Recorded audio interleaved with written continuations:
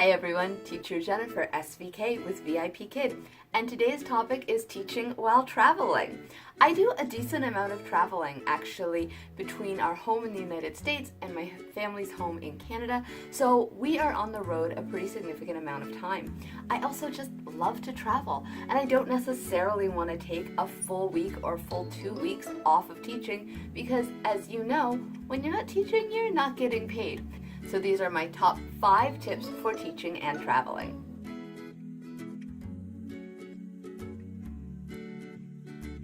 Tip number 1, before you book your accommodation, confirm that you are going to have a stable internet connection. So if you're using an Airbnb, it's really simple to just message the host and ask them to do a screenshot of a speed test.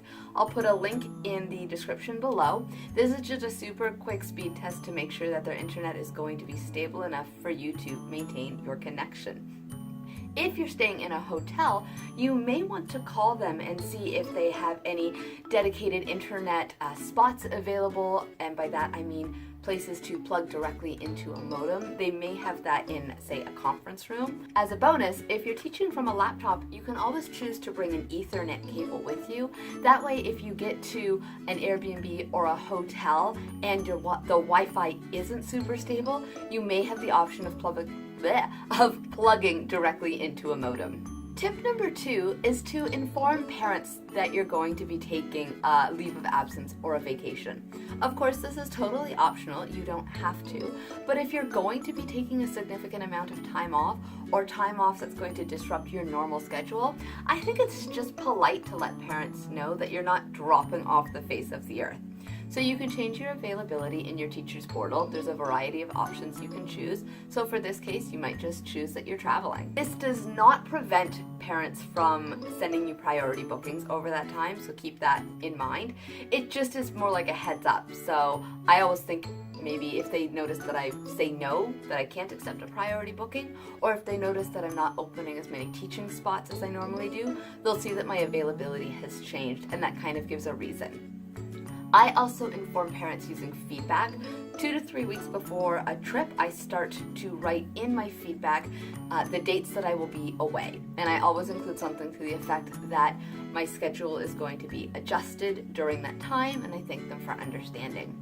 If I'm planning on teaching while I'm away, but I'm waiting to open classes, and that will tie into tip number 3, I always put that in as well, and I ask them to follow me, make sure that they're one of my followers, and to watch my class schedule openings, and that if I find a suitable teaching environment, I will open classes. Number 3, and this kind of depends on what kind of traveling you're doing, but you may want to consider teaching only short notice classes.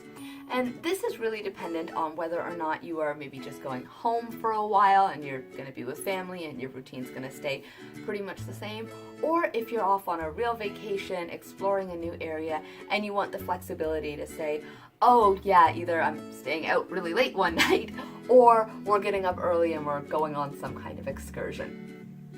That's what I did during our road trip, was that I only taught short notice classes, and I just decided the day before, or actually even the night before, because they would book during the night. That worked really well for me. Some of my regular students follow my short notice classes, so I was able to see some of them. I got a few trials that surprisingly all showed up. But it was a really good way to continue teaching, earn the extra $2 bonus, which was helpful because I wasn't teaching as many classes, but it still gave me total flexibility in my schedule, and I wasn't committing to anything that I would either have to regret committing to or cancel. Travel and teaching tip number 4 is especially important if you are flying or if you are going really long distances, but I always recommend to take a day off after you arrive in your destination. This is super important, like I said, if you are flying, because we all know flights can get delayed, travel plans do not always go as planned, and being stuck in an airport is not going to grant you a soft cancellation. You also don't want to be teaching if you are exhausted, because you know you're not going to be giving your best. So even if you do plan on opening up slots in advance of your vacation, because maybe you know you're going to have a stable internet, you know you're fine, you don't want to just teach short notice, I still recommend taking 24 hours to adjust to your new environment. making sure that you're going to have a good place to set up, making sure that your internet, your lighting, and everything is going to be fine, making sure that your body can adjust to a new time zone if that's what's happening, and allowing for any kind of travel delays. Travel and teaching tip number 5 is to pack minimally.